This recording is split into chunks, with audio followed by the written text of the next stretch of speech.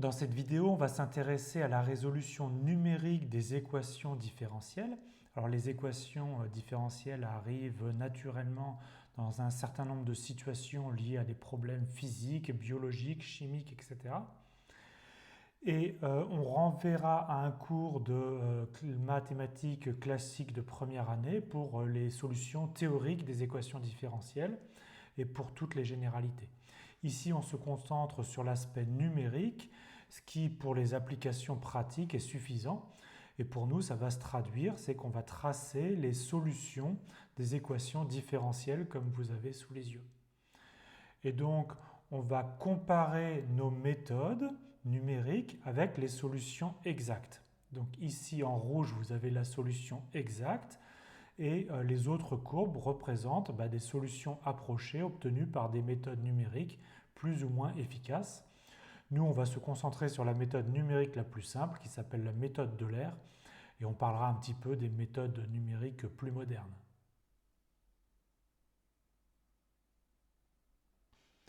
Revenons brièvement sur ce qu'est une équation différentielle et une solution d'une équation différentielle. Mais encore une fois, je renvoie à un cours classique de mathématiques pour plus de détails. Donc une équation différentielle, c'est une équation dont l'inconnu est une fonction. Et dans cette équation, on fait intervenir la fonction, la dérivée de la fonction, éventuellement la dérivée seconde, etc. Alors commençons par une équation différentielle très simple. L'équation différentielle y' de x égale à y de x. On doit donc trouver une fonction y dont la dérivée y' est en fait la fonction. Alors, vous connaissez bien sûr une fonction dont la dérivée est elle-même, c'est la fonction exponentielle. Donc y de x égale exponentielle x est une solution de cette équation différentielle. Alors en fait, ce n'est pas la seule, parce que si vous regardez y de x égale à 2 fois exponentielle x, c'est aussi une solution de l'équation différentielle.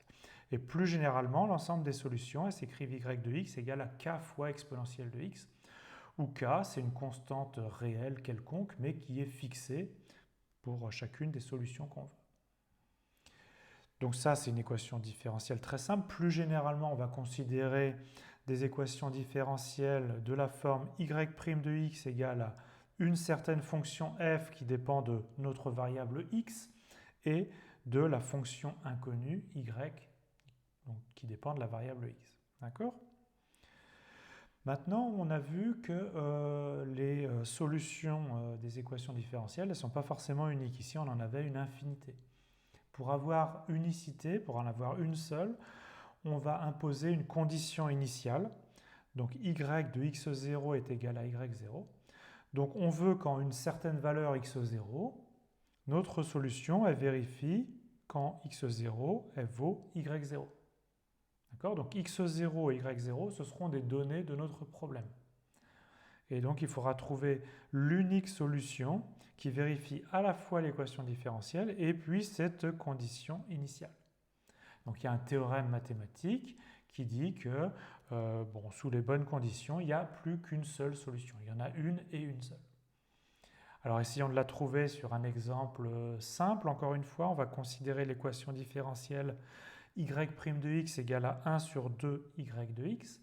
Et avec la condition initiale, y de 1 est égal à 1. Donc on veut que x0 soit égal à 1, et en cette valeur x0, on veut que notre solution elle vaille 1, qui est ici y0. Alors bon, je vous donne la solution et on va vérifier qu'elle marche. La solution, c'est y de x égale à racine de x. Pourquoi est-ce que c'est la solution ?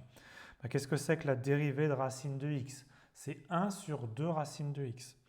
Donc on a bien y' qui est 1 sur 2 racines de x, c'est égal à 1 sur 2 y de x, et y de x, c'est racine de x.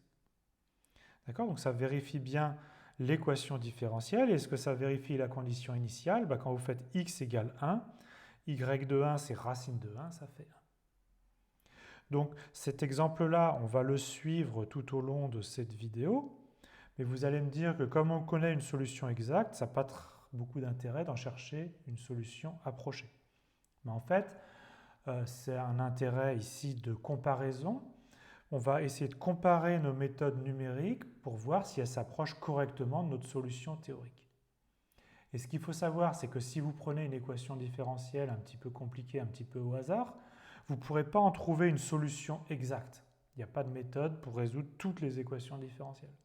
Et donc à ce moment-là, on n'aura plus que les méthodes numériques. Donc nous, on va garder ici notre solution dont on connaît la solution théorique et on va comparer nos méthodes numériques à cette solution théorique.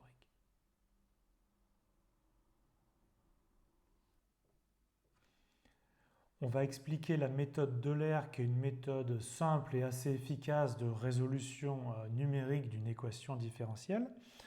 Tout est basé sur l'approximation suivante, qui, si vous voulez, est le développement limité à l'ordre 1, que y de x0 plus h, c'est environ égal à y de x0 plus h y' de x0. Et donc cette approximation, c'est une bonne approximation, et elle est meilleure plus h est petit. Donc plus h est petit, meilleure est l'approximation. Donc c'est pour ça que si vous voulez des solutions numériques plus précises, il faudra prendre un pas petit h le plus petit possible. Bien sûr, plus vous prenez le pas petit, plus vous aurez de calculs à faire. Donc regardez, on est parti de x0, donc en x0 on a dit qu'on connaissait la valeur par la condition initiale, on vient d'en déduire la valeur en x0 plus h, au moins une valeur approchée.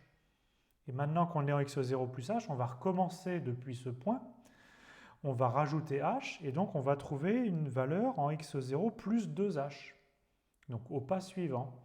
Et puis on rajoute h, on va déterminer une valeur approchée en x0 plus 3h, etc. Et puis on s'arrêtera à la valeur souhaitée. Alors on fait ça sur un exemple. On reprend notre équation différentielle y' égale à 1 sur 2y. Y de 1 est égal à 1. On oublie qu'on connaît une solution théorique, d'accord? On veut juste une solution approchée. Donc on part de x0 est égal à 1, qui est notre valeur initiale. On prend un pas assez petit, 0,1. En 1, on a dit que notre valeur c'était 1, donc y de x0 c'est 1. Et on aura besoin de la dérivée en x0. Donc regardez la dérivée. On sait que y' de x c'est 1 sur 2y de x. On a dit que y de x0 c'était égal à 1. Et donc y' de x0 c'est 1 demi fois 1. Donc ça donne bien 1 demi. Maintenant, on va utiliser notre approximation. Donc on se place en x5 et 1,1. Pourquoi 1,1 ? 1,1 c'est 1 plus 0,1. Et on va calculer une valeur approchée de y de x1. Donc y de x1 c'est y de x0 plus h. Et on applique notre formule de l'approximation. En 1, donc y de x0 c'est 1, d'accord ? Plus h c'est 0,1 et y' de x0, on a dit que c'était 1 demi, d'accord ? Et donc ça fait 1 plus 0,05, ça fait donc 1,05. Donc ça c'est une valeur approchée de y de x1. Attention, hein, ici c'est une approximation. Bien, et maintenant on itère, sauf qu'au lieu de partir de x0, on repart de x1. Donc on va se décaler d'un pas, on va à 1,2 qui est 1,1 plus 0,1. Y de x2 c'est y de x1 plus h. Et on va utiliser l'approximation qu'on avait ici, non pas en x0 mais maintenant en x1. Donc c'est environ égal à y de x1 plus h y' de x1. Y de x1, on en connaît une valeur approchée 1,05. Donc on va remplacer y de x1 par la valeur approchée qu'on a trouvée juste avant, plus h 0,1. Et vous allez me dire, on ne connaît pas y' de x1. En fait, si, on peut déterminer y' de x1. Parce que vous voyez qu'on a l'expression de la dérivée en fonction de la fonction. Donc on connaît y de x1, on a dit que c'était environ 1,05.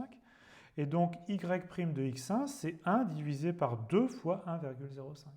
Et donc on a y' de x1. Et donc on en déduit y de x2, une valeur approchée, et on itère, on itère, on itère. Et je vous montre ici le petit tableau que ça fait, d'accord ? Donc on a ici les étapes 1, 0, 1, 2, 3, 4. Donc en 1, ça vaut 1. Maintenant en 1,1, on a dit que ça valait 1,05. En 1,2, Une valeur rapprochée, ce serait 1,09, etc., etc. Bon, il faut faire une boucle à l'aide d'un ordinateur. Et en 2, on va s'arrêter en x égale à 2. Eh bien, on trouve 1,42. Est-ce qu'on est surpris? Ben non, parce qu'on se souvient maintenant que notre solution théorique, c'est racine de x. Donc en 2, on doit trouver racine de 2. Et racine de 2, c'est 1,41, 42, etc. Et donc au lieu de trouver 1,41, on a trouvé 1,42, ce qui est quand même pas mal pour 10 petites itérations.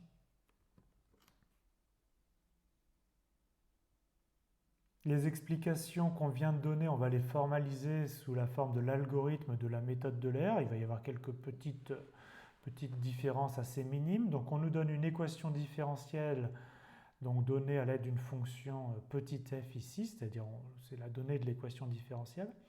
On veut trouver une solution approchée sur un intervalle AB. Et pour ça, on va diviser notre intervalle AB en n petits intervalles. Et donc, plus n sera grand, meilleure sera l'approximation. D'accord? Ça va remplacer le pas n. On nous donne, au départ, on a dit qu'on partait de A. Donc A, joue en fait le rôle de x0. On nous donne la valeur en A, c'est la valeur y0. Et en sortie, on va avoir des valeurs rapprochées pour tous les points de notre subdivision de l'intervalle AB. Donc le pas h, en fait, c'est b-a sur n. Donc on divise notre intervalle AB en n petits intervalles. Au départ, on se place en A. En A, on connaît donc x0, c'est A. Y0, c'est y de A. Tout ça, c'est des données de notre problème. Et maintenant, on commence la boucle. Donc on fait une boucle, on itère n fois. On calcule y plus 1, c'est yi plus h f de xi, yi. Qu'est-ce que c'est que f de xi, yi? Regardez bien, c'est bien y' de xi, donc c'est bien la dérivée. Donc ça, c'est la formule du développement limité à l'ordre 1. Et une fois qu'on a appliqué cette formule, on passe à l'abscisse suivante en se décalant d'un pas.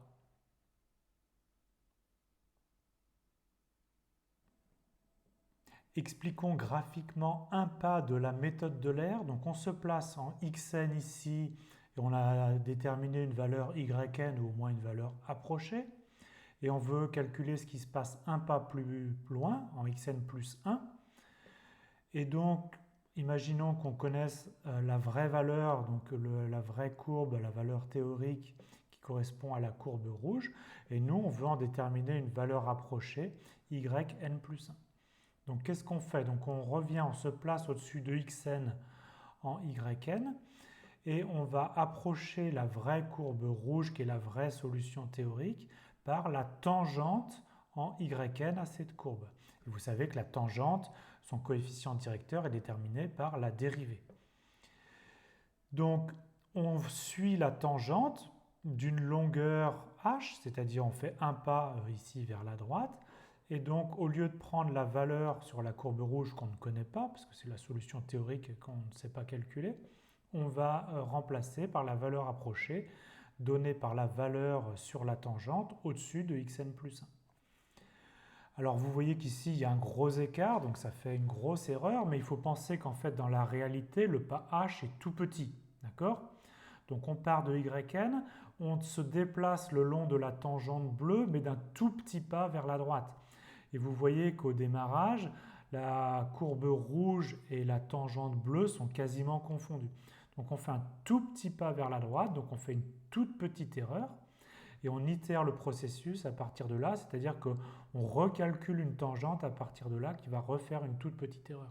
Donc on ne fait pas des grands pas, bien sûr, parce que ça donnerait une grosse erreur. On fait des tout petits pas qui font des toutes petites erreurs. Qu'est-ce que ça donne quand on itère le processus? On en refait ça sur notre exemple favori. Donc la solution théorique, c'est racine de x, qui est la courbe rouge ici entre 1 et 2.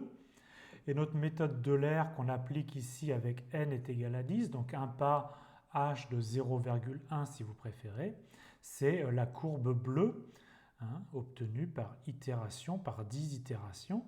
Et donc vous voyez qu'au départ, en fait, la courbe rouge et la courbe bleue sont quasiment confondues. Mais petit à petit, on fait des erreurs qui se cumulent, d'accord? et donc on s'écarte petit à petit de la solution théorique. Si vous voulez une meilleure approximation, vous augmentez le nombre de subdivisions, vous faites n égale 20, n égale 100, n égale 1000, d'accord? Ça revient à diminuer le pas et vous aurez une solution plus précise. Je vous montre un autre exemple, une autre équation différentielle y' égale y, d'accord? Avec en 0, on veut la condition initiale que ça vaille 1. La solution théorique, c'est exponentielle x. Et on va comparer notre solution théorique avec la méthode d'Euler ici avec une subdivision n égale à 10, qui est la solution bleue, vous voyez. Donc encore une fois, au début, la solution approchée coïncide presque avec la solution théorique. Et petit à petit, les erreurs s'accumulent, on s'écarte de la solution théorique. Si vous divisez votre pas par 2, c'est-à-dire que vous faites 2 fois plus de subdivisions, vous voyez que grosso modo, vous divisez l'erreur par 2. Et donc la solution verte est meilleure que la solution bleue.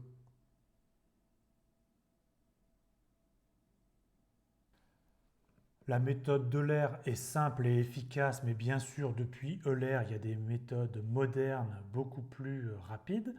Donc, je vais juste parler des méthodes de Runge-Kutta d'ordre 2, d'ordre 4. Je renvoie au livre pour plus de détails. Regardez sur cet exemple dont la solution théorique c'est exponentielle x. Nous, notre méthode d'Euler, elle finit par s'éloigner quand même et produire des erreurs. Les méthodes de Runge-Kutta d'ordre 2 et d'ordre 4, donc les graphes sont en vert et en noir ici, elles sont tellement efficaces que le graphe des solutions approchées est confondu avec le graphe théorique. Donc on ne les aperçoit pas ici, puisqu'on n'arrive pas à faire la différence à l'œil nu. D'accord ? Ça se voit aussi sur notre approximation de racine de 2. Vous vous souvenez qu'on avait approché racine de 2 par la méthode d'Euler avec un pas de 0,1, on avait trouvé 1,42, alors que racine de 2, c'est 1, 41, 42, etc. Donc, si on veut une meilleure approximation de racine de 2, on peut dire, tiens, on reprend la méthode d'Euler, mais on diminue le pas de 0,01, donc on prend un pas 10 fois plus petit, et effectivement, au bout de 100 itérations, on va avoir 1, 41, 48, donc on aura les 3 premières décimales exactes. À chaque fois, les décimales exactes sont en gras. Mais si on prend ces méthodes modernes Runge-Kutta d'ordre 2, avec un pas juste de 0,1, on a déjà une meilleure approximation.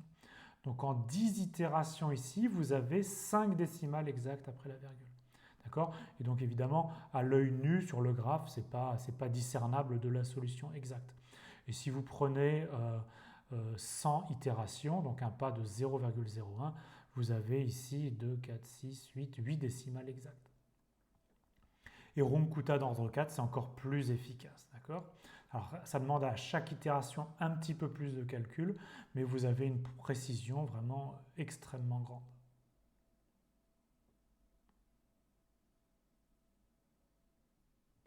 La méthode d'Euler qu'on vient de voir et ses variantes modernes ne servent pas qu'à résoudre des équations différentielles, mais ça peut résoudre aussi des systèmes différentiels où ça peut permettre d'intégrer des champs de vecteurs modulo quelques petites modifications. Donc encore une fois, je renvoie au livre pour plus de détails.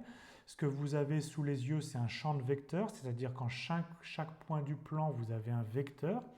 Et partant d'un point, il s'agit de trouver une trajectoire qui suit ces vecteurs. D'accord ? Donc une trajectoire dont la tangente est parallèle à ces vecteurs-là.